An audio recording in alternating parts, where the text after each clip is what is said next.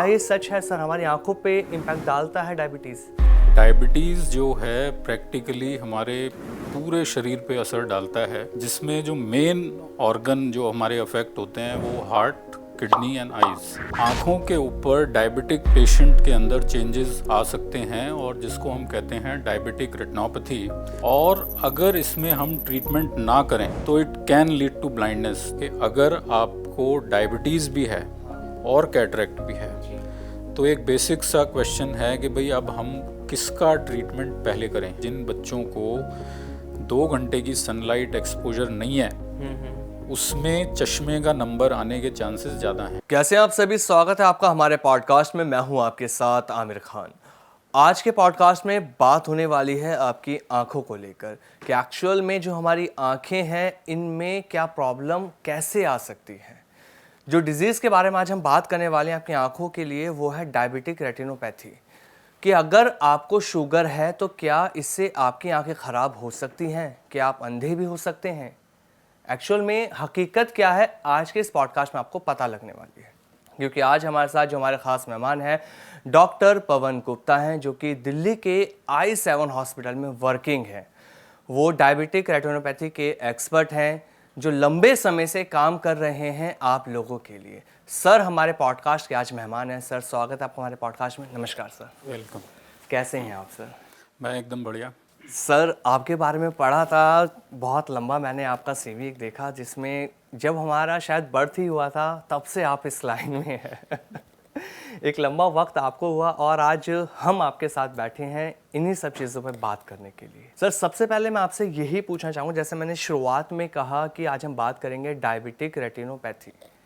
Diabetic एक अलग word हो जाता है क्योंकि लोगों को लगता है कि बस मुझे शुगर है तो इससे मेरी या तो लीवर में प्रॉब्लम आने के चांस रहेंगे या मेरी किडनी में प्रॉब्लम आने के चांस रहेंगे।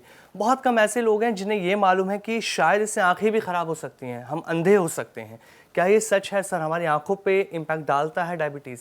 डायबिटीज़ जो है प्रैक्टिकली हमारे पूरे शरीर पे असर डालता है, जिसमें जो मेन ऑर्गन जो हमारे अफेक्ट होते हैं वो हार्ट, किडनी एंड आइज़। अच्छा। तो आँखों के ऊपर डायबिटिक पेशेंट के अंदर चेंजेस आ सकते हैं और जिसको हम कहते हैं डायबिटिक रेटिनोपैथी। और अगर इसमें हम ट्रीटमेंट ना करें तो it can lead to blindness. जो आपने कहा कि भाई क्या इससे आदमी को पूरी रोशनी जा सकती है, तो अगर हम उसकी देखभाल ना करें, अपनी डायबिटीज़ कंट्रोल में ना रखें और आँखों में जो भी दिक्कत है उसका ट्रीटमेंट ना लें तो प्रैक्टिकली ये बीमारी पेशेंट को ब्लाइंड कर सकती है। तो सर जैसे कि हम समझ रहे हैं अब डायबिटीज़ की जब हम बात कर रहे हैं तो आंखों पर असर डाल रही है बहुत ज़्यादा।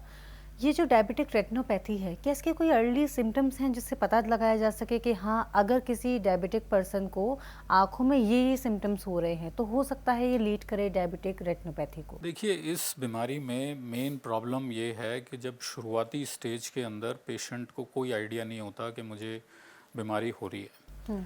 तो जब पेशेंट अपने, इसमें मेन रोल जो आता है वो है कि जो डायबिटिक फिजिशियंस हैं जो उनकी डायबिटीज़ की देखभाल कर रहे हैं, उन डॉक्टर्स को अपने पेशेंट्स को ये गाइड करना चाहिए या एडवाइस करना चाहिए कि भाई आप एक रेगुलर इंटरवल पर अपनी आँखें चेक कराते रहें, बिकॉज इनिशियल जो सिम्टम्स हैं वो आते नहीं हैं। पेशेंट को जब शुरुआती स्टेज में डायबिटिक रेटिनोपैथी होती है तो विजन में उसको कोई प्रॉब्लम नहीं होती। वो तो एक जब रूटीन चेकअप के लिए आया है जिसमें हम पेशेंट की नज़र चेक करते हैं और एक आई ड्रॉप डाल के उसकी पुतली फैला के पीछे का पर्दा हम देखते हैं, तो उस पर हमें इनिशियल स्टेजेस में दिखते हैं जिसके अंदर कुछ ब्लड स्पॉट आ रहे हैं, कुछ हल्के हल्के चेंजेस या माइक्रो एन्यूरिज्म हम बोलते हैं, जो हमारे ब्लड वेसल हैं उसकी एक आउट पाउचिंग सी हो जाती है। तो ये साइंस बड़े इनिशियल स्टेज में होते हैं, but these are the warning signs कि शरीर आपको बता रहा है कि भाई अभी भी टाइम है, आप अपनी डायबिटीज़ कंट्रोल कीजिए, अपनी लाइफस्टाइल में चेंजेस कीजिए। अगर इस स्टेज पे हमने डिज़ीज़ को पकड़ लिया और पेशेंट ने करेक्टिव मेजर्स ले लिए, जैसे अपनी शुगर वगैरह कंट्रोल कर ली, तो काफ़ी केसेस के अंदर ये इनिशियल चेंजेस रिवर्ट भी हो जाते हैं। अच्छा।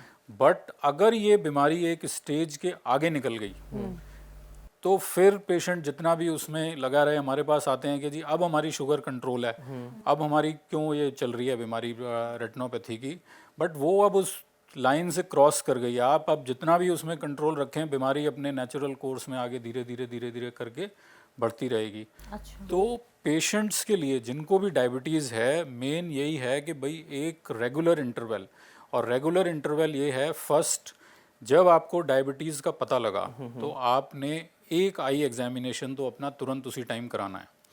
उसके बाद एनुअल एग्जामिनेशन इज़ मैंडेटरी, साल में एक बार जाना है, चाहे आपको आँख में कोई प्रॉब्लम है या नहीं है।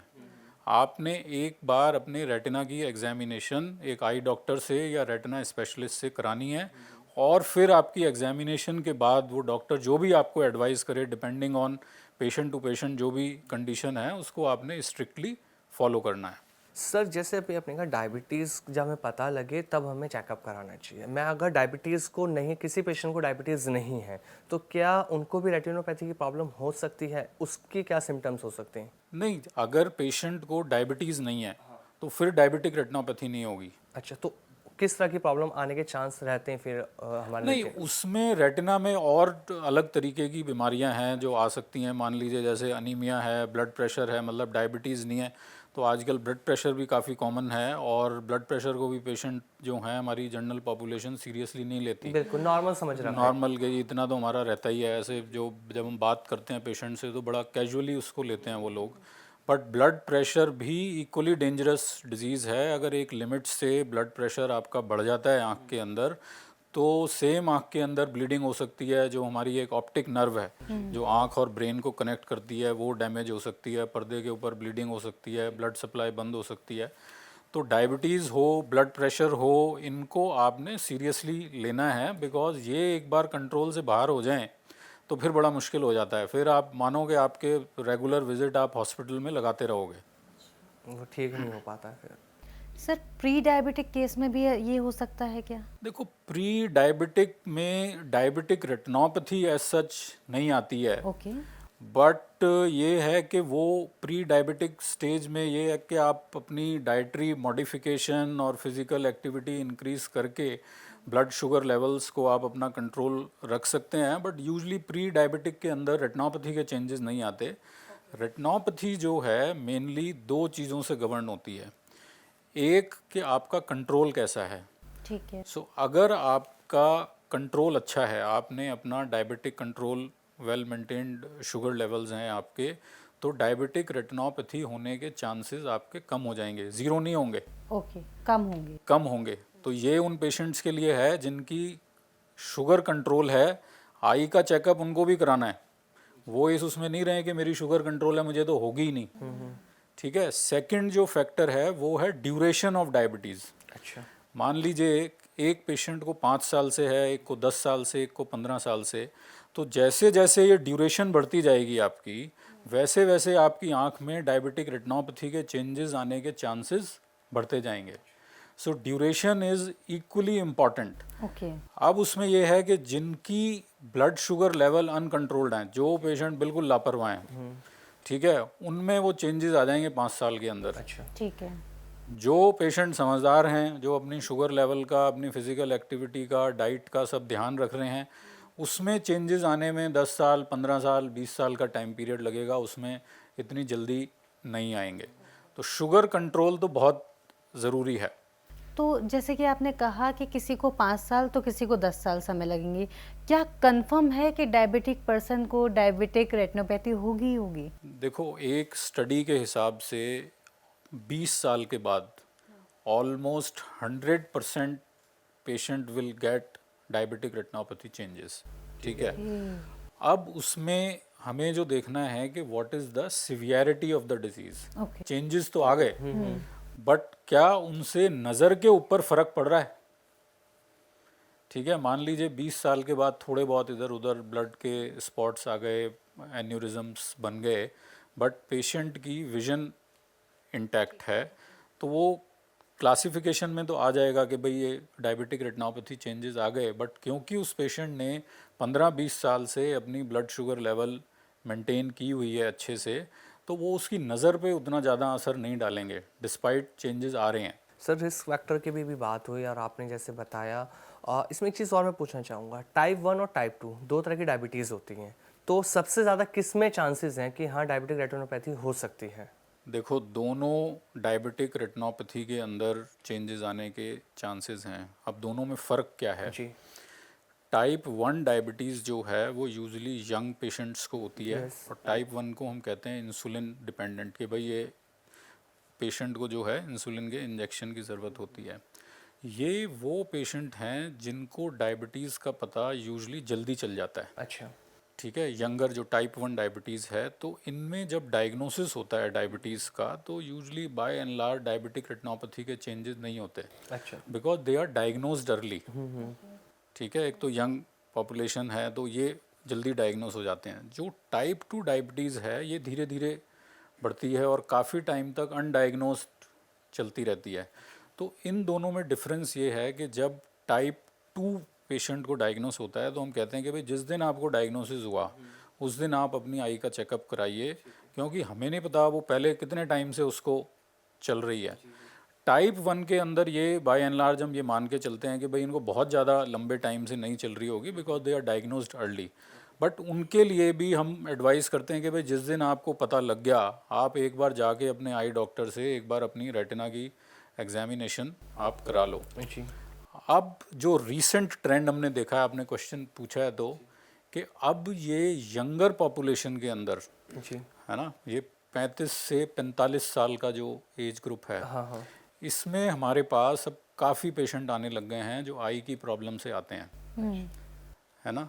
और अभी रिसेंटली आपको मैं बताऊं, एक लड़की, and she is married just 3 months, हैं 3 महीने हुए हैं उसकी शादी को, एंड शी केम कि जी अब मुझे दिख नहीं रहा दोनों आँखों से। And when we asked history कि जी आपको कब से है शुगर, कि मुझे तो पता ही नहीं कि मुझे शुगर है। एंड देन वी एग्जामिन्ड, उसकी दोनों आँखों के अंदर ब्लीडिंग हो रही है, पर्दे के ऊपर ट्रैक्शन बनी हुई है, सब दिक्कतें चल रही हैं।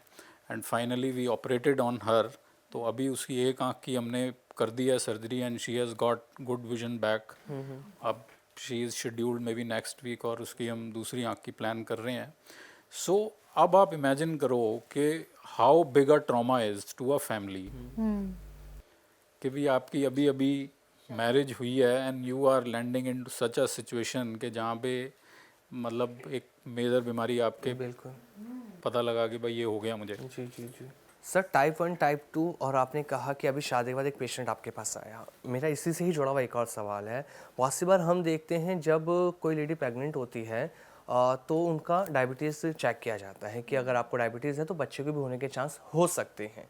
अगर किसी लेडी को डायबिटीज़ हो जाती है तो उनको होने वाले बच्चे को भी चांस हो सकते हैं इस प्रॉब्लम के कि वो डायबिटीज़ रेटिनोपैथी का शिकार हो सकता है? नहीं, डायबिटीज़ रेटिनोपैथी एज सच, इसको हम कहें कि माँ को अगर डायबिटीज़ है तो बच्चे में पैदा होते ही हो जाएगी, वो वैसी सिचुएशन नहीं है। जो आपका क्वेश्चन है उसमें ये है कि अगर मदर डायबिटिक है तो बच्चे को जब बड़ा होगा अच्छा। तो उस टाइम पे वो बच्चा स्लाइटली मोर प्री डिस्पोज्ड है डायबिटीज़ को होने के लिए, because there is a genetic link. हाँ। कि अगर फैमिली में कोई डिजीज़ है तो वो नेक्स्ट जनरेशन में पास ऑन होने के लिए एक थोड़ी सी ज़्यादा चांसेस रहते हैं। तो उसमें यही है कि जिनके पेरेंट्स को शुगर है, मदर को है या फादर को है, और कई फैमिलीज़ में हमने देखा है कि दोनों को होती है, मदर को भी होती है, फादर को भी होती है। तो उसमें जो उनके बच्चे हैं they should be slightly more alert okay. Regarding their blood sugar levels, के वो अपना एनुअल एक चेकअप कराते रहें कि भाई हमें शुगर तो नहीं हो रही, शुगर तो नहीं हो रही, है ना। तो वो एक स्टेप वो ले सकते हैं, और अपना जो रूटीन एक डाइटरी वो है, और जो प्रोसेस्ड फूड वगैरह जो भी डाइटरी चेंजेस हैं वो अपना फॉलो करें, और एक रेगुलर इंटरवल पे अपने ब्लड शुगर लेवल चेक कराते रहें। एज सच ड्यूरिंग प्रेगनेंसी बच्चे से माँ को ट्रांसफ़र नहीं होती, अच्छा। ओके। ठीक है, बट वो जेनेटिक लिंक है उसका एक, कि भाई जब बच्चा बड़ा होगा 35 साल का, 40 साल का जब वो होगा, तो उसको ये चीज़ ध्यान में रखनी है कि भाई मेरी फैमिली हिस्ट्री पॉजिटिव है इस बीमारी के लिए, तो I need to be careful for this disease. अच्छा सर, जैसे कि आपने बताया अभी जो आपने केस बताया, और डायबिटिक रेटिनोपैथी में बेसिकली जो आप बता रहे हैं कि ब्लीडिंग होती है अंदर पर्दे पर, क्या बाहर कुछ नज़र आता है, क्या बाहर रेडनेस नज़र आती है, क्या गुलाबी आंखें हो जाती हैं वाकई में? चलिए मैं अब आपको डायबिटीज़ कैसे प्रोग्रेस करती है, तो जैसा मैंने पहले बताया आपको कि भाई इनिशियल स्टेज में तो पेशेंट को कुछ पता नहीं चलता, उसको लगता है ठीक कि भाई सब ठीक चल रहा है। ठीक है। तो उस इनिशियल स्टेज में जो हमारी पीछे की ब्लड सप्लाई है, जो रेटिना की ब्लड सप्लाई है, वो धीरे धीरे उस पर असर आना शुरू होता है। असर आने में क्या है, इनिशियल स्टेजेस के अंदर थोड़ी बहुत ब्लड के स्पॉट आ जाएंगे, और जो एकदम अर्ली साइन है उसको हम बोलते हैं माइक्रो एन्यूरिज्म्स के आउट पाउचिंग। जैसे अंगूर का गुच्छा होता है ना, वैसे एक ग्रेप शेप लाइक वो लीजन बन जाता है उसमें, जैसे वेसल है वो ऐसे घूम के बन जाएगी अंगूर की तरह, उसको हम कहते हैं माइक्रो एन्यूरिज्म बन गया। अब वो वेसल की एक डिफॉर्मिटी है कि वेसल अपना नॉर्मल आर्किटेक्चर या कॉन्टूर नहीं मेंटेन कर पा रहा। ओके। तो अब अगर इससे हम और आगे बढ़ें तो ये जो आउट पाउचिंग है, इनमें से आँख का जो फ्लूइड है वो लीक होना शुरू हो जाता है। अच्छा। और वो फ्लूइड जब लीक होता है तो वो हमारे बारीक नज़र का जो हिस्सा है, जहाँ पर हमारी सारी नज़र बनती है, वो पानी उस एरिया के आसपास इकट्ठा होना शुरू हो जाता है। उस कंडीशन को हम कहते हैं मैकुलर एडिमा, के आपके पर्दे में सूजन आनी शुरू हो गई है। अच्छा। ये वो स्टेज है जहाँ पे पेशेंट को लगता है कि भाई अब कुछ दिक्कत आ रही है मुझे, बिकॉज अब उसके बारीक नज़र के हिस्से पे प्रॉब्लम होनी शुरू हो गई है। और दिक्कत इस स्टेज पे जो आती है वो मेनली ये कि पेशेंट ये कहते हैं कि भाई मुझे दिख तो रहा है बट मैं उतनी शार्प नहीं है मेरी विजन, मैं फोकस नहीं कर पा रहा प्रॉपरली। कुछ पेशेंट कंप्लेन करते हैं कि मुझे सारे लेटर वेवी दिख रहे हैं, जैसे एक स्ट्रेट लाइन है मान लीजिए, तो वो कहेंगे कि ऐसी टेढ़ी मेढ़ी दिख रही है लाइन मुझे। सम पीपल डू कंप्लेन कि मुझे फ्लोटर दिख रहे हैं, काले काले छोटे छोटे डॉट डॉट डॉट डॉट से दिख रहे हैं। सो हर पेशेंट के अंदर इस स्टेज में डिफरेंट मैनिफेस्टेशन हो सकती है, डिपेंडिंग ऑन कि वो बीमारी कौन से हिस्से पे अफेक्ट कर रही है, पेशेंट का क्या काम है, इन सब फैक्टर्स के ऊपर डिपेंड करता है। अब इसके आगे अगर बीमारी यहाँ पे भी पेशेंट को नहीं समझ में आई और उसने अपना चेकअप और बाकी सारे मेजर्स नहीं लिए, तो बीमारी और थोड़ी सी आगे प्रोग्रेस कर जाती है। अब इसमें जो प्रोग्रेस होता है उसमें वो ब्लड के स्पॉट और इंक्रीज़ हो जाते हैं। सिर्फ पर्दे में सूजन की जगह कोलेस्ट्रॉल डिपॉजिट होने शुरू हो जाते हैं, जिसको हम कहते हैं हार्ड एक्सुडेट्स, कि वो पीले पीले धब्बे पर्दे के आसपास जमा होने शुरू हो जाते हैं। यहाँ पे पेशेंट की एक्चुअल में विजन ड्रॉप होनी शुरू हो जाती है, कि जब हम चार्ट पे उसको पढ़ाते हैं तो पेशेंट ऊपर के 2 लाइन पढ़ पाएगा, 3 लाइन पढ़ पाएगा, पूरा चार्ट ही उससे नहीं पढ़ा जाएगा। बाई एंड लार्ज अगर कोई भी पेशेंट थोड़ा बहुत भी अपने शरीर को लेके जागरूक है तो वो इस स्टेज पे मैनिफेस्ट कर देता है। अगर यहाँ पे भी नहीं आया तो स्टेज 4, ठीक है, जिसको हम कहते हैं प्रोलिफरेटिव डायबिटिक रेटिनोपैथी, इसका ये मतलब हुआ कि अब पर्दे के ऊपर नई खून की नाड़ियाँ बननी शुरू हो गई हैं। ओके। ठीक है, अब ये नई खून की नाड़ियाँ पर्दे के साथ चिपक जाती हैं कस के, किसी किसी केस में ये पर्दे को खिंचाव डाल देती हैं, ऐसे पर्दा लिफ्ट होना शुरू हो जाता है जगह जगह से, जिसको हम कहते हैं ट्रैक्शनल रेटिनल डिटैचमेंट। कई केसेस के अंदर ये खून की नाड़ियाँ जो हैं ये इतनी वीक होती हैं, फ्रजाइल होती हैं कि ये बस्ट कर जाती हैं, तो ब्लीडिंग हो जाती है, और ब्लीडिंग होने से सडनली एकदम विजन ड्रॉप होता है। ओके। तो इसमें काफ़ी पेशेंट हैं वो कहते हैं जी कल तक तो मुझे ठीक था, अचानक से क्या हो गया, बट वो अचानक से नहीं हुआ, वो धीरे धीरे हो रहा वो हो धीरे धीरे रहा है। आपको लग रहा है अचानक से हुआ है क्योंकि आपने वो ध्यान नहीं दिया जब तक वो है। जी जी जी। चल रहा था। अब इस पॉइंट पे जो डायबिटिक पेशेंट हैं वो गलती कहाँ करते हैं, मेजॉरिटी ऑफ लोगों की विजन कम हो रही होती है और वो लोग ये सोचते हैं कि ये हमें कैटरेक्ट बन रहा अच्छा। है ना, ये सफ़ेद मोतियाबिंद आ रहा है और ये हम करा लेंगे, इसमें तो कोई ऐसी जल्दी नहीं है। बट वो सफ़ेद मोतियाबिंद नहीं, वो पीछे पर्दे के ऊपर दिक्कत चल रही होती है। तो डायबिटिक पेशेंट्स के लिए ये ज़रूरी है कि भाई अगर आपको विजन में कोई भी प्रॉब्लम है तो आपने तुरंत अपने आई स्पेशलिस्ट या रेटिना स्पेशलिस्ट के बाद एक जाके अपनी आई का प्रॉपर चेकअप कराना है। खुद ही एज्यूम नहीं करना जी। कि मुझे कैटरेक्ट हो गया है, ठीक है, वो तो जब आप चेकअप कराओगे तो आपको पता लगेगा कि भाई एक्चुअल इसमें क्या प्रॉब्लम चल रही है आपके। तो ये सर जैसे आपने कहा भी मोतियाबिंद की बात करी है और मैं डायबिटिक रेटिनोपैथी की बात करूं, तो ये दोनों एक ही समझें या ये दोनों अलग अलग हो जाते हैं? नहीं, ये दोनों बीमारी अलग अलग हैं, बट ये एक ही पेशेंट में दोनों हो सकती हैं। लिंक है दोनों का एक दूसरे से? हाँ, मतलब डायबिटिक पेशेंट्स के अंदर कैटरेक्ट थोड़ा जल्दी बन जाता है। अच्छा तो कैटरेक्ट क्या है? कैटरेक्ट हमारी आँख के अंदर एक लेंस होता है, जी। ठीक है। तो कैटरेक्ट तो सिंपल ये है कि वो लेंस जब टाइम के साथ धुंधला हो जाता है उसको हम कैटरेक्ट कहते हैं।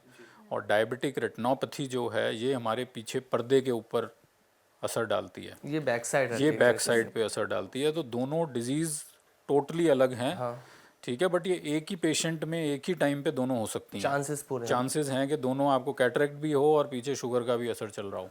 और सर दोनों को अगर ये प्रॉब्लम, एक पेशेंट को दोनों प्रॉब्लम हो गई हैं तो उसका ट्रीटमेंट किस तरीके से होगा फिर? क्या कोई अब लेज़र है देखो, या कैसे? इसमें जो ये क्वेश्चन है ये पेशेंट्स के लिए जानना बहुत ज़रूरी है कि अगर आपको डायबिटीज़ भी है और कैटरेक्ट भी है तो एक बेसिक सा क्वेश्चन है कि भाई अब हम किसका ट्रीटमेंट पहले करें, ठीक है। तो अगर आपको दोनों बीमारियां हैं तो हमें प्रायोरिटाइज करना पड़ता है कि भाई कैटरेक्ट को पहले ट्रीट करना है कि रेटिना को पहले ट्रीट करना है। तो by and large in majority of condition हम रेटिना को पहले ट्रीट करते हैं, बिकॉज रेटिना में जो डैमेज हो जाए वो रिवर्सिबल नहीं है। एक बार जितनी नज़र चली गई उसको हम काफ़ी हद तक रोक सकते हैं वहाँ पे, बट हर केस के अंदर उसको हम रिवर्स नहीं कर सकते। तो प्रायोरिटी हमेशा इस चीज़ के लिए रहती है कि अगर पेशेंट को दोनों चीज़ें हैं, डायबिटिक रेटिनोपैथी भी है और कैटरेक्ट भी है, तो पहले हम रेटिनोपैथी का ट्रीटमेंट करते हैं। और जब हमें ये लगता है कि भाई रेटिनोपैथी इसकी स्टेबलाइज हो गई है, जो शुगर का पर्दे पे असर आ रहा है वो स्टेबलाइज हो गया है, तो फिर हम कैटरेक्ट को कंसीडर करते हैं। ठीक है। अब इसमें एक ही एक्सेप्शन है कि अगर आपका कैटरेक्ट इतना ज़्यादा है जी। कि पीछे का पर्दा दिख ही नहीं रहा और पीछे के पर्दे की ट्रीटमेंट पॉसिबल ही नहीं है, तो उस केस में हम पहले रेटिना इसकी कैटरेक्ट की सर्जरी करते हैं और उसके बाद फिर रेटिना का जो ट्रीटमेंट है वो आगे फॉलो करते हैं। तो ये मैं दोबारा एक बार रिपीट कर रहा हूँ कि पेशेंट्स जिनको दोनों दिक्कतें हैं वो अपनी कैटरेक्ट सर्जरी करा के ये ना सोचें कि भाई हमारा ट्रीटमेंट पूरा हो गया है। We have seen so many patients कि आपने कैटरेक्ट सर्जरी कर दी, डिस्पाइट आप 2 बार 4 बार हर विजिट पे उनको बताते हो कि भाई ये पर्दे में इशू है, इसका भी ट्रीटमेंट चलेगा, उनको ये लगता है कि बस कैटरेक्ट हो गया और ख़त्म। अब वो रेटिना की बीमारी धीरे धीरे धीरे धीरे करके वो बढ़ती है, फिर वो 6 महीने 1 साल के बाद आते हैं वो एकदम हिट करने लगती है कि भाई अब हमारी नज़र फिर से क्यों कम हो गई, है ना। तो ये जब दोनों चल रही हैं तो आपने दोनों बीमारियों का ध्यान रखना है। अच्छा सर, जब ये बात आती है कि विज़न वीक हो रहा है डायबिटीज़ से या किन्हीं भी कारण से, तो एक चीज़ और कही जाती है आयुर्वेद में, सन गेजिंग करो, सूर्य त्रियाटक करो। ये बताइए कि ये कितना हेल्दी है आँखों के लिए? देखो, हमारी जितनी एक्सपीरियंस है लास्ट 20-22 साल की, डायरेक्ट सन गेज नहीं करना चाहिए किसी भी पेशेंट को, नहीं करना है। नहीं करना क्यों चाहिए। सर? अब देखो, आपको सिंपल एग्जांपल बताता हूँ कि जब एक्लिप्स होता है तो क्या कहा जाता है हमें कि भाई सूरज को नहीं देखना, सूरज में तो कुछ बदला नहीं, सूरज तो सेम ही है ना। तो ऐसा एक्लिप्स में क्या हो गया जो मतलब वो आपकी आंखों को नुकसान पहुंचा देगा। उसका रीज़न ये है कि जब एक्लिप्स होता है तो सन की इंटेंसिटी कम हो जाती है, ठीक है। तो at that time you can gaze at sun, आप सूरज को देख सकते हो। अदरवाइज आप जो ब्राइट सन है, दोपहर 12 बजे का सूरज आप नहीं देख सकते, तो इतना ब्राइट होता है कि आपकी आंख ऑटोमेटिकली बंद हो जाएगी। But during eclipse because intensity उसकी कम हो गई सन की, तो you can gaze at it. तो जब वो आप डायरेक्ट गेज करते हो तो उसमें से जो अल्ट्रा वायलेट लाइट और लाइट निकल रही हैं वो आपके रेटिना को डायरेक्ट डैमेज करती हैं। ओके। तो direct gazing at sun is not advisable. Same thing happens जब सूर्य प्रणाम करते हैं, मॉर्निंग में जब सूर्य प्रणाम करते हैं उस समय भी सन की जो इंटेंसिटी है वो कम होती है।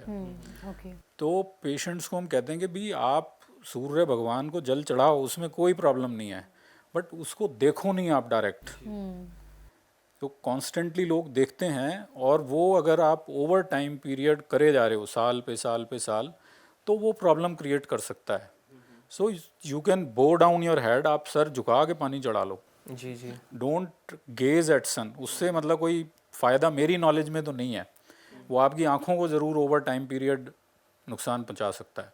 बट सर इसमें ना आयुर्वेद डॉक्टरों का ये भी कहना होता है कि अगर आप डायरेक्ट देख रहे हो सन को तो आपकी रोशनी बढ़ रही है, क्योंकि वो कहते हैं कि यहाँ घासों पे आप चल रहे हो सुबह मॉर्निंग में और आप सूरज को देखोगे तो आंखों की रोशनी आपकी बढ़नी शुरू हो जाएगी। ये एक टिप्स वो दी जाती है कि अगर आंखें कमज़ोर है तो आप ऐसा कीजिए आंखें ठीक हो जाएंगी। तो फिर आप इससे सहमत नहीं है? देखो, मैं पार्टली सहमत नहीं हूँ। वो इसलिए कि डायरेक्ट नहीं देखना, सनलाइट ज़रूरी है, okay. Sunlight is very much essential, but इसका मतलब ये नहीं है कि आप उस पर टकटकी लगा के सूरज को देख रहे हो। 2 घंटे की रोशनी हमारे शरीर के लिए पूरे दिन में ज़रूरी है, और वो स्टडीज़ में भी बताया गया है कि जिन बच्चों को 2 घंटे की सनलाइट एक्सपोजर नहीं है उसमें चश्मे का नंबर आने के चांसेस ज़्यादा हैं। अच्छा। और उसका रीज़न ये है कि सनलाइट बेसिकली मीन्स कि you are expose to outside world, कि आप अपने कमरे से निकल के बाहर हो। आप चाहे अपने गार्डन में हो, पार्क में हो, छत पे हो, बट आप कमरे से बाहर हो तभी 2 घंटे की सनलाइट मिलेगी आपको। तो उससे हमारे शरीर को ये सिग्नल मिलता है कि भाई मुझे दूर भी देखना है ना। तो जब शरीर को ये सिग्नल मिलता है कि मुझे दूर भी देखना है तो ऑटोमेटिकली आपकी आई जो है या बॉडी है वो एडजस्ट करती है इस चीज़ के लिए कि भाई दूर भी देखना है। बट आज की डेट में प्रॉब्लम क्या है कि मेजॉरिटी ऑफ जो काम है वो हमारा हो गया इस पे लैपटॉप, मोबाइल, और सारी इंडोर एक्टिविटीज़ हो गई हैं। आउटडोर एक्टिविटीज़ भी बच्चों की कम हो गई हैं। जी। सो ये 2 मेन रीज़न हैं जो अभी देयर इज़ सडन स्पर्ट जो हम देख रहे हैं कि भाई बच्चों में ग्लासेस का नंबर काफ़ी आ रहा है, स्पेशली आफ्टर कोविड। चश्मे का नंबर बहुत ज़्यादा आने लग गया है, क्योंकि अब ये स्कूल से जो होमवर्क है बच्चों का वो भी व्हाट्सएप पे आ रहा है या उनकी वेबसाइट पे आ रहा है।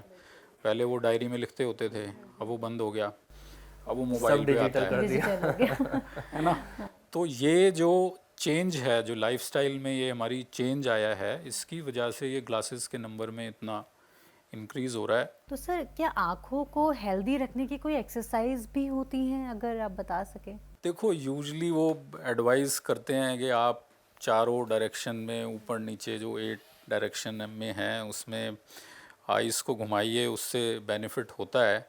बट जो हम लोग जो एडवाइस करते हैं अपने पेशेंट को, समटाइम्स आजकल जो नियर वर्क की वजह से पेशेंट्स डू कंप्लेन कि भाई हेडेक हो रही है, और 12-1-2 बजे के बाद some computer professional find it very difficult to continue their work. Patient वो आते ही इस कंप्लेन से हैं कि भाई 12 बजे के बाद मन ही नहीं करता काम करने का। जी जी। तो उसमें 2 रीज़न हैं। एक तो है आई मसल वीकनेस, जिसके लिए हम एडवाइस करते हैं कि आप एक पेन की टिप ले सकते हैं अच्छा। एंड उसको धीरे धीरे पास ला सकते हैं। जब वो पेन की टिप धुंधली हो जाए या डबल हो जाए फिर आप दूर ले जाइए, फिर धीरे धीरे पास लेके आइए। ठीक है, तो ये आप 2 से 3 मिनट कर सकते हैं। एंड दिस एक्सरसाइज ये आपको सुबह करनी है। अच्छा। जब आप सो के उठें, जब आप फ्रेश हों, ये तभी करनी है। अब मान लो किसी दिन आप भूल गए और दिन में याद आ गया आपको 2 बजे के, यार आज तो नहीं करी मैंने, तो दिन में नहीं करनी। अच्छा। जी जी। क्योंकि सिंपल लॉजिक ये है कि सुबह जब आप फ्रेश हो तभी आप अपनी मसल्स को स्ट्रेन कर सकते हो। जी। एक थके हुए आदमी को और नहीं दौड़ा सकते। बिल्कुल। 12-2 बजे तो आई ऑलरेडी एग्जॉस्ट हो चुकी है, उसको अगर आप पुशअप पे लगा दोगे तो फिर वो और हेडेक की इंटेंसिटी आपकी इंक्रीज़ हो जाएगी। सेकंड, एक एक्सरसाइज तो नहीं कहेंगे बट एक रूटीन है जिसको हम कहते हैं 20-20 रूल। जी। ठीक है, कि जो भी कंप्यूटर प्रोफेशनल्स अपना सिस्टम पे जिनका लॉन्ग एक्सपोजर है, कि भाई आपने हर 20 मिनट के बाद जी। एक 20 सेकंड का गैप देना है। अच्छा। अब वो जो गैप है उसमें आप कोई दूर आपने कोई चीज़ रखी हुई है, अगर ऑफिस में कोई विंडो वगैरह है तो आप बाहर देख सकते हैं, या आप कुछ भी नहीं है, क्लोज्ड इन्वायरमेंट है तो आप आंख बंद करके भी बैठ सकते हैं। तो उससे वो एक ब्रेक मिल जाएगा, और ड्राइनेस की जो कंप्लेन होती है इन प्रोफेशनल्स में उसमें भी रिलीफ मिलेगा। ड्राइनेस से होता क्या है, you find it difficult to open your eyes, dry eye की वजह से, तो वो स्ट्रेन करके ऐसे खोलते हैं आँख फिर। जी जी। अब ये सारी स्ट्रेन होगी आपकी। Yes yes. अब आप कॉन्स्टेंटली अगर ये स्ट्रेन कंडीशन में 1 घंटे 2 घंटे बैठे हो तो वो शाम होते होते ये सब पेन शुरू हो जाता है आपको। तो बस ये जो है बेसिक सी चीज़ें, ये आपको अपनी रूटीन में ध्यान रखनी है। सर जैसे कि आप I7 हॉस्पिटल से हैं, वहाँ पे आप वर्किंग हैं। मेरा एक छोटा सा सवाल ये है, फॉर एग्जांपल अगर किसी पेशेंट को डायबिटिक रेटिनोपैथी की प्रॉब्लम है, वो आपके पास सर्जरी के लिए आ रहा है, तो आपकी स्टेजेस क्या होती हैं किसी की भी सर्जरी करने के लिए, थोड़ा सा इसको बताइए। देखिए, सबसे पहले तो जैसे मैंने कहा कि एक डिटेल चेकअप होता है पेशेंट का, कि भाई उसकी विज़न कितनी है, क्या कंडीशन है आई की। तो इससे पहले मैं जाऊं कि डायरेक्ट सर्जरी पे हम क्या करते हैं, तो हम जान लेते हैं कि डायबिटिक रेटिनोपैथी के ट्रीटमेंट ऑप्शंस क्या क्या हैं हमारे पास। तो इनिशियल जो स्टेज है जिस पे विज़न पे इतना ज़्यादा फ़र्क नहीं पड़ रहा है, उस स्टेज में तो हम पेशेंट को सिर्फ ये एडवाइस करते हैं कि भाई आप अपनी ब्लड प्रेशर, ब्लड शुगर, इन सब चीज़ों का एक प्रॉपर कंट्रोल रखिए। और ज़्यादातर केसेस में अगर वो कंट्रोल हम मेंटेन करके रख रहे हैं तो ये बीमारी वहीं पे रुक जाती है या किसी किसी केस में रिवर्स हो जाती है। बट अब अगर इसमें प्रोग्रेस कर गई डिज़ीज़, जी। कि मान लीजिए कि भाई उसको बारीक नज़र के हिस्से पे सूजन आ गई और उसकी विज़न डाउन होनी शुरू हो गई, तो इसमें पहले ये होता है कि हम ये देखते हैं कि ये किस स्टेज पे है इसकी बीमारी। तो उसके लिए दो इन्वेस्टिगेशन यूजली हम एडवाइस करते हैं पेशेंट को। एक है ओसीटी। ओसीटी के अंदर एक हमारे पीछे पर्दे का स्कैन हो जाता है, रेटिना का स्कैन, जिससे हमें पर्दे की लेयर बाय लेयर एनालिसिस मिल जाती है कि भाई उसमें कितनी सूजन आ रही है, पर्दे पे कोई खिंचाव वगैरह तो नहीं बना हुआ। सेकंड है एक एंजियोग्राफी। एंजियोग्राफी भी बड़ा सिंपल सी इन्वेस्टिगेशन है, बाजू में एक इंजेक्शन लगा के आँख की हम फ़ोटो खींचते हैं। उससे ये पता लगता है कि ये जो पानी का लीकेज है ये कहाँ कहाँ से लीक हो रहा है। ओके। ब्लड वेसल अगर बंद हैं तो ये कहाँ पे बंद हो रही हैं, और कोलेस्ट्रॉल वगैरह की लीकेज कहाँ से हो रही है, कोई नई ब्लड वेसल, खून की नाड़ियाँ तो नहीं बन रही। सो ये दो इन्वेस्टिगेशन आई की कंडीशन जानने के लिए ज़रूरी हैं। इसके अलावा हम कुछ ब्लड के टेस्ट भी लिखते हैं ये देखने के लिए कि इसका डायबिटिक कंट्रोल कैसा चल रहा है पेशेंट का, और शुगर के आँख के अलावा बाकी हिस्सों पे क्या असर डाला है डायबिटीज़ ने, अच्छा। कि उसने किडनी का फंक्शन कैसा है, कि भाई किडनी के यूरिन में प्रोटीन और बाकी चीज़ें तो नहीं निकल रही। बिकॉज इसमें हमें एक होलिस्टिक अप्रोच हम लेके चलते हैं जब ट्रीटमेंट हम करते हैं पेशेंट का। मतलब ऐसे नहीं है कि आपने सिर्फ आँख का ही इलाज करना है, भाई बाकी शरीर भी तो, आँख भी उसी का पार्ट है ना। तो अनलेस एंड अनटिल आप उस बाकी चीज़ को देखोगे तो सिर्फ आई अलोन करके बात नहीं बनेगी। तो ये तीन चीज़ें हैं जो हम एक इनिशियल वर्कअप में पेशेंट की देखते हैं। अब डिपेंडिंग ऑन उसकी जो भी कंडीशन आती है, तो ट्रीटमेंट ऑप्शन में एक तो है इंजेक्शंस, कि आँख के अंदर सूजन कम करने के लिए हम वो इंजेक्शन लगाते हैं। और अगर खून की नाड़ियाँ बन रही हैं या कोलेस्ट्रॉल लीक हो रहा है तो वहाँ पर हम लेज़र का एक एडिशनल ट्रीटमेंट उसमें अप्लाई करते हैं। अब इंजेक्शन के अंदर यही है कि ये पेशेंट को बार बार लेने की ज़रूरत होती है। ये मतलब पेशेंट ये ना सोचें कि ये भाई वन टाइम है कि मैंने एक लगवा लिया और ख़त्म, जी जी। बट ये बार बार लगाने की ज़रूरी पड़ सकती है इंजेक्शंस को। तो मेजॉरिटी ऑफ केसेस के अंदर तो इंजेक्शन और लेज़र से हम डिज़ीज़ को स्टेबलाइज करने में कामयाब हो जाते हैं। जी। बट किसी किसी केस में जो हमारे पास लेट आया है, जो आपने पूछा कि एकदम ही सर्जरी वाली स्टेज पे आ गया, कि जहाँ पे ब्लीडिंग हो रही है और खिंचाव बन रहा है, ये हो रहा है, तो वहाँ हमारी कोशिश ये रहती है पहले कि सबसे पहले तो उसके सिस्टमिक पैरामीटर्स जो हैं वो स्टेबलाइज किए जाएं। कि अगर उसकी शुगर बढ़ी हुई है तो फिर कुछ भी नहीं होगा, कोई सर्जरी वगैरह कुछ प्लान नहीं होगी। सबसे पहले तो ये होगा कि भाई आप अपनी शुगर मेंटेन करो। अब उसमें 2 हफ्ते लगें, 3 हफ्ते, महीना, whatever time it takes, कि वो आपने स्टेबलाइज करना है। इन द मीन टाइम अगर आँख की कंडीशन में हम लेज़र कर सकते हैं तो हम डेफिनेटली लेज़र ट्रीटमेंट हम स्टार्ट कर देते हैं कि भाई जो भी ट्रीटमेंट पॉसिबल है कुछ तो इसमें स्टार्ट करें। और एक बार लेज़र वगैरह कंप्लीट हो गया और उसकी शुगर स्टेबलाइज हो गई और उसको सर्जरी की ज़रूरत है, तो फिर उसकी हम सर्जरी प्लान करते हैं। सर मेरा लास्ट क्वेश्चन आपसे ये है, जैसे आपने बार बार एक ही चीज़ रिपीट करी कि अगर डायबिटीज पेशेंट है तो सबसे पहले उन्हें अपनी डायबिटीज़ को कंट्रोल करना होता है। पहली चीज़ हम ये समझ चुके हैं। दूसरी, अगर मैं आपसे ये पूछना चाहूँ आपके अकॉर्डिंग और हमें किन चीज़ों का ध्यान रखना चाहिए, कोई टिप्स ऐसी या कोई डाइट हमें फॉलो करनी चाहिए, वो आप क्या कहेंगे? देखो, इसमें 2 चीज़ें हैं। एक तो सिर्फ diabetes alone is not responsible जो आँख में हमारे दिक्कत हो रही है। जैसा मैंने अभी आपको कहा कि आँख के अलावा भी हम बाकी शरीर भी देखते हैं। बिल्कुल सर। तो इसमें काफ़ी पेशेंट्स होते हैं जिनकी किडनी में इशू चल रही होती है, उनको साथ में ब्लड प्रेशर भी होता है, कार्डियक प्रॉब्लम भी होती है, ठीक है। तो अगर उनकी किडनी में दिक्कत आती है कि यूरिन में हम प्रोटीन एक हम चेक कराते हैं पेशेंट्स का, अगर प्रोटीन आउटफ्लो बहुत हो रहा है तो आप आँख में जितना भी ट्रीटमेंट करते रहो वो उतना इफ़ेक्टिव नहीं होगा। जी जी जी। तो हम इसमें नेफ्रोलॉजिस्ट जो किडनी के डॉक्टर हैं उनकी हेल्प लेते हैं। पेशेंट्स को कहते हैं कि भाई आप एक बार उनसे जाके मिलिए, फिर जो भी वो एडवाइस करें।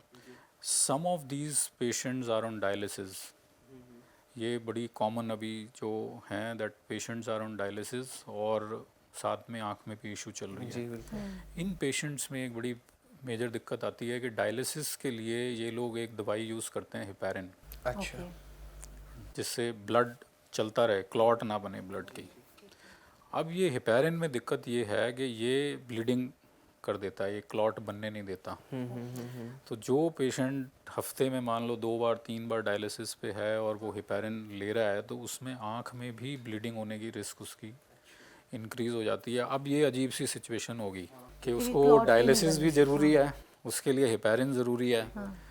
और वो हेपेरिन आँख में ब्लीडिंग भी कर सकती है ना। हालांकि वो हेपेरिन फ्री आजकल करते हैं डायलिसिस, बट उसकी भी एक अपनी मेरे ख्याल से लिमिटेशन है कि कितने टाइम तक आप उसको कंटिन्यू कर सकते हैं। जी।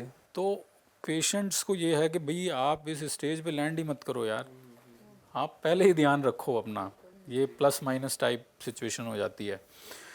सेकंड जो आपने पूछा कि भाई डाइटरी उसमें क्या ले सकते हैं, तो डाइटरी में सबसे एक बेसिक प्रिंसिपल जो है यस। कि जितना आप प्रोसेस्ड फूड खाओगे उतने आपके शरीर का नुकसान होगा। ये एक सिंपल फिलॉसफी है जो आप अपने खाने के लिए कोई भी पेशेंट अप्लाई कर सकता है। जैसे कि आपको जूस पीना है कि खाना खाना है, ये फ्रूट खाना है, हाँ। कि भाई फ्रूट खाना है। जूस इज़ प्रोसेस्ड, कि बिल्कुल। वो पल्प तो चाहे वो आपने फ्रेश अपने आँख के सामने उसने निकाला हो, ठीक है। जूस इज़ प्रोसेस्ड क्योंकि आपने उससे फाइबर और वो सारा जो है वो निकाल लिया। सो अब आप एक इमेजिन करो कि एक डायबिटिक पेशेंट ने एक ग्लास जूस का पी लिया, उसकी sugar immediately it will spike, हैं, rather than eating same 1 orange, उससे हो सकता है उतना फ़र्क नहीं पड़े बिकॉज वो ग्रेजुअली डाइजेस्ट होगा, ठीक है। तो दिस गोज़ फॉर एनीथिंग। तो एक तो आपने प्रोसेस्ड फूड नहीं खाना, ठीक है। ठीक है। जो अनप्रोसेस्ड है वो आप खाओ, फिज़िकल एक्टिविटी अपनी इंक्रीज़ करो, एंड रेस्ट जो आपके डायबिटिक फिजिशियन हैं जो भी आपको उन्होंने एक डाइटरी चार्ट बना के देते हैं आजकल सब लोग कि भाई आपने क्या क्या कितनी कैलोरीज़ के हिसाब से कैसे लेना है, वो आपने फॉलो करनी है। अपनी दवाई और इंसुलिन जो भी फिजिशियन ने एडवाइस करी है वो स्ट्रिक्टली फॉलो करनी है, उसमें लापरवाही नहीं करनी। बिल्कुल सर, मतलब जिस तरह से पूरा आपने इस पॉडकास्ट में हमें बताया डायबिटिक रेटिनोपैथी के बारे में, और लोग भी जागरूक होंगे और जो प्रॉब्लम अगर वो उससे फेस कर रहे हैं तो उनको आपके पास आने से पूरा ट्रीटमेंट मिल पाएगा, मैं ये कहूँगा।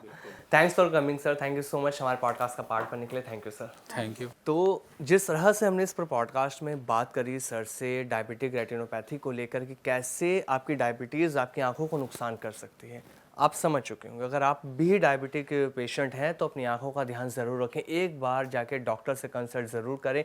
और अगर आपको डायबिटिक रेटिनोपैथी हो चुकी है, आप उसका ट्रीटमेंट चाह रहे हैं ढंग से अच्छे तरीके से हो जाए, तो आप डॉक्टर पवन गुप्ता जी से कंसल्ट कर सकते हैं। सर की डिटेल आपकी स्क्रीन पर है, आपके डिस्क्रिप्शन पर हमने दे रखी है। तो आज के इस पॉडकास्ट में इतना ही फिलहाल, अगले पॉडकास्ट में फिर मिलेंगे नए गेस्ट के साथ और नए टॉपिक के साथ। तब तक के लिए नमस्कार।